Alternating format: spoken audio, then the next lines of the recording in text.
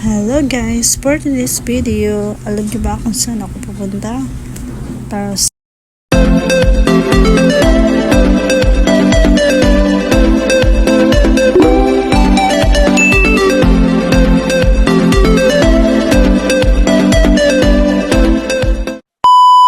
secret ay joke lang naman. Ito naman, di na mabiro. So pupunta pala tayo sa ano ba yun sa Ilocos Empanada. Hindi ko alam kung ano yung pangalan niya. Basta Ilocos Empanada. Meron din kasi dito sa Ginoo Subdivision. So gusto ko siya matry kasi ilang beses ko na napanood sa mga trending na video. Gusto ko talaga mag-try guys. So habang dyan ay naglalakad ako, hindi ko alam kung saan siya banda, pero ay grabe talaga yung ending nito. Hindi ko ma-imagine. Basta panoorin nyo hanggang dulo. And dito naglalakad naman ako kasi nga hinahanap ko nga yung panada na yun na malapit lang dito sa pinagbo-boarding house ko. And syempre diba, o ayan, mamaya nakita-kits. So ayan na nga, ito na nga, dito na nga ako sa boarding house. So wala na, hindi ko na pinakita yung buo.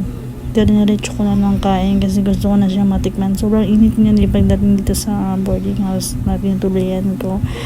At grabe, hindi ko na-expect. Okay lang naman yung lasa, masarap naman siya. Kadepende rin naman sa taste niyo kung gusto niyo yung lasa yung parang hindi siya masyadong maalat. Tama lang.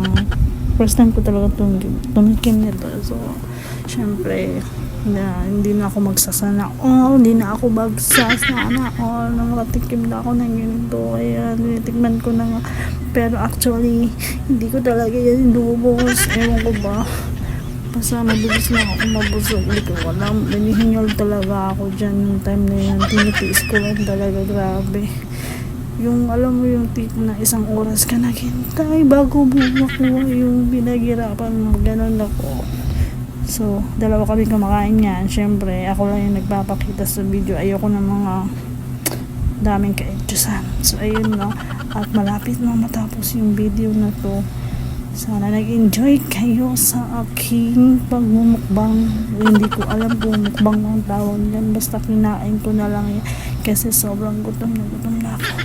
Oh my God, pasensya na guys kasi hinihingal ako lalo na pag nagsasalita ako. Sorry na guys, bahala kayo dyan kasi matikman yan. Baka may malapit na empanada dyan sa Ilocos Empanada. So ayan, na-try ko na din yung patagal ko ng kinikrave. Okay naman siya. Sulit yung sulit yung bili mo nito kasi sobrang laki niya guys, kasi nati ko lang talaga yan. So ayan, diba? Ito yung kinakain ko pa, hindi ko alam talaga ano ba yung lasa, pero okay naman siya, diba guys? Paulit-ulit ako, bala kayo dyan kasi nag-voice over ako, wala na akong pakailan. Tapos ayan, pinafeel ko na sana noon ko pa ito na-try, pero alam nyo, nakakatawa kasi malapit lang pala dito sa gilid, o malapit lang sa place namin, tapos ang layo na nilakad ko, tapos bus park na sa gilid lang pala paglabas ng sa Ginoo Subdivision. My God bless, sobra ako na stress guys. 2 hours bago ko yan na-receive, 1 hour ganon basta. So tignan nyo na ako paano ako kumain. So maglaway kayo, bahala kayo dyan. Gusto ko lang naman kasi matikman eh, bakit ba?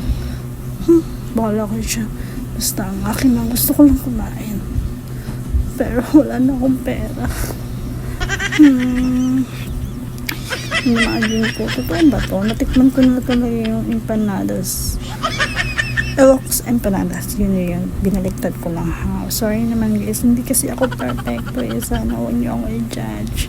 At sana mag-comment kayo dyan kung paano mag-voice over, kasi tagal ko na hindi nag-voice over guys. Ngayon lang ako bumalik ng ganito, at ayun nga, sana marami pa akong pag-iisipan ako para yung content ko.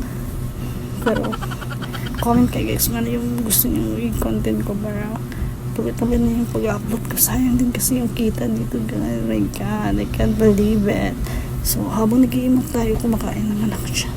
Ay naku, bahala kayo maglaway kayo dyan. Actually, hindi ko idubos yan. Hinati ko lang talaga. Kasi hindi ko kaya talaga ubusin, guys. Grabe ang laki. So, ayan. Dito lang natatapos yung aking video. Magsawa kayo kakapanood sa akin. At, yung totoo, ano yung tinitignan nyo dyan, ha? Ako o yung imparadilis. Charot lang. Ay, naku. Bye-bye, guys. Sana gusto nyo yung mukbang series ko, Nuko. So, ayan. Shall we have breakfast together?